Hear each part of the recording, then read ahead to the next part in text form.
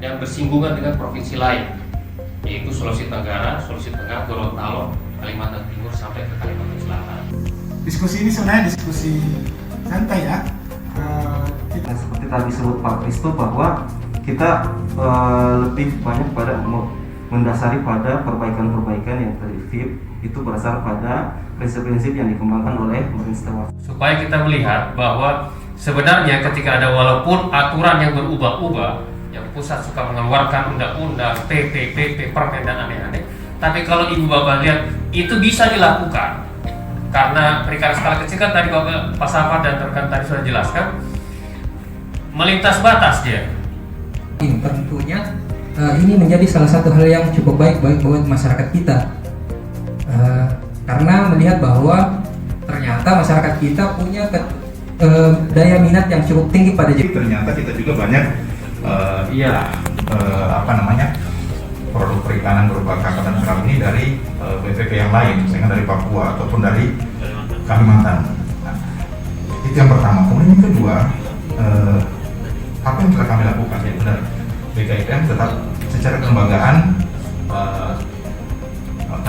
menyatakan komitmennya untuk bermitra dengan teman-teman NGO, misalkan teman-teman EKL, kemudian teman dalam riset.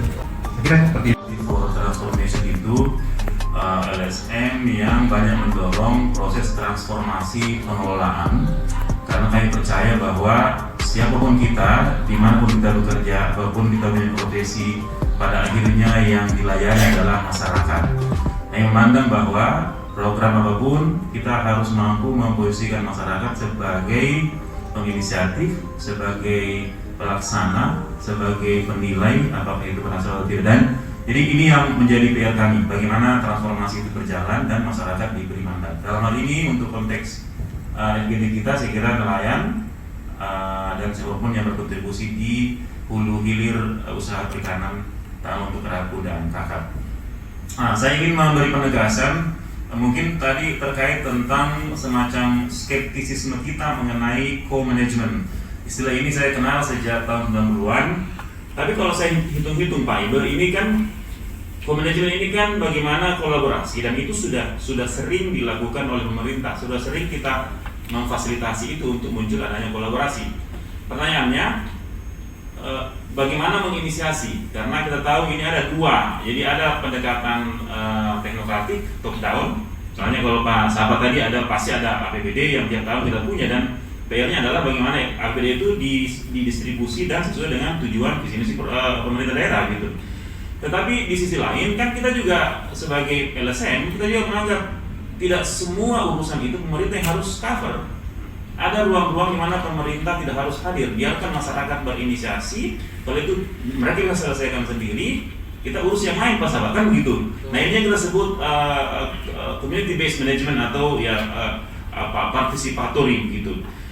Untuk masyarakat kita yang tidak mengerti hakikat bahwa dia punya potensi perikanan, dia punya kelemahan kapasitas, di situ dibutuhkan LSM untuk fasilitasi. Jadi substansinya adalah kalau teman-teman mau misalnya bagaimana mengerti potensi sumber daya kelautan, perikanan atau ikan karangnya, snapper, groupernya seperti apa, ya LSM harus hadir. Nah sekarang di mana co-management itu? Kalau logika yang kami kembangkan di komit itu jelas, co-management itu ada di tengah-tengah. Ketika ada fasilitasi di grassroots, di community, itu fungsi fasilitasi oleh bisa pemerintah, bisa LSM, bisa siapapun. Tapi tujuannya adalah mengajak warga, mengajak masyarakat ini untuk bergerak pada ruang kolaborasi yang tadi Pak Sarman. Artinya apa? Kalau pengalaman kami di JK itu, perencana OPD, pengambil kebijakan, itu harus dilibatkan. Jadi kalau pakai istilah yang tadi saya bilang hulu hilir, semua tahapan ini harus melibatkan. Tadi Pak Kristo menyebut 6 tahapan. Saya kira di situ harus dipetakan siapa-siapa yang harus didorong. Karena biar juga kita fasilitasi masyarakat, tapi pengambil kebijakan jangan kok ini dan ada anggarannya, tidak jalan. Kalau mau bicara kolaborasi, ya. Nah itu yang saya ingin tegaskan ke teman-teman supaya ini bisa clear. Kalau co-management bisa didorong, kalau inisiatifnya itu hulu hilirnya difasilitasi, semua ada peran, perencana ada, kebijakan ada, fasilitator LSM ada. Nah, kalau dari pengalaman saya ber-LSM dan bagaimana kelautan perikanan ini, saya lihat memang masalahnya adalah terlalu banyak program, terlalu banyak proyek itu yang membuat nelayan kita tidak berdaya, selalu bergantung, selalu mencari bantuan, tidak ada lagi kemandirian. Jadi bisakah misalnya SPF ini mengkondisikan supaya nelayan, pengusaha ini kalian punya modal ini, bisakah menginisiasi sendiri dulu, nanti kalau bagus baru panggil pemerintah, panggil Pak Samrun, panggil Pak Sabah misalnya. Nah itu harusnya dihidupkan proses seperti itu Pak Ibu. Yang saya tangkap adalah seakan-akan pemerintah ini harus selalu ada, kalau pemerintah tidak perlu ada. Bisa kita inisiasi LSM dengan masyarakat itu dulu, nanti kalau sudah bagus modelnya, sudah efektif, baru kita ajak orang untuk berkolaborasi. Itu yang kedua. Yang ketiga, saya senang sekali karena lokasinya seperti Galesong ini menurut saya memang melibatkan banyak nelayan, mulai dari Madura, Kalimantan Selatan, Kalimantan Timur, bahkan Sulawesi Barat, Papua. Jadi kompleks ini areanya.